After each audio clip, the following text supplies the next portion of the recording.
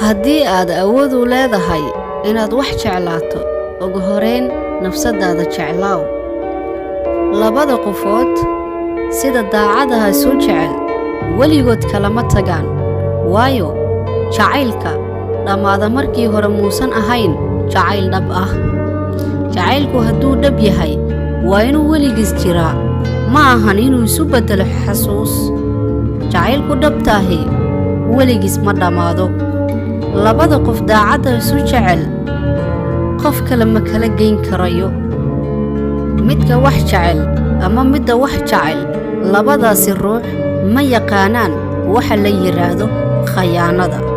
jacaylka dhabta ahi daruufaha ma hor istaagi karaan, si kasta oo ay u ahaato sabab walboo jirto.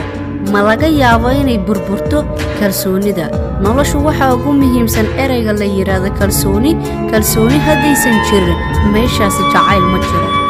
qofka sida dhabta ah ku jecel kama suurtoodo inuu ku dhaawaco, kaa ilmaysiiyo. hadday dhacdana ma mudna inaad qofkaasi mar labaad siiso fursad.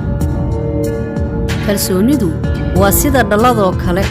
dhalladu hadday mar jabto ma jiro qof isu soo aruurin karayo. hadday dhacdana qofkaasaydi asiga ayaa dhaawac soo gaari doona. run ahaantii ku noqoshada jacayl aad horay u soo samaysay oo aad ugu soo guuldaraysatay macaan iyo micno toona ma leh. waa sida adigoo akhriyey buugaag hore oo aad garanaysa guntiisa iyo gunaanadkiisa. qof bini'aadana inaad nacayb ku soo dhawayso run ahaantii waxaa ka wanaagsan inaad jacayl ku soo dhawayso.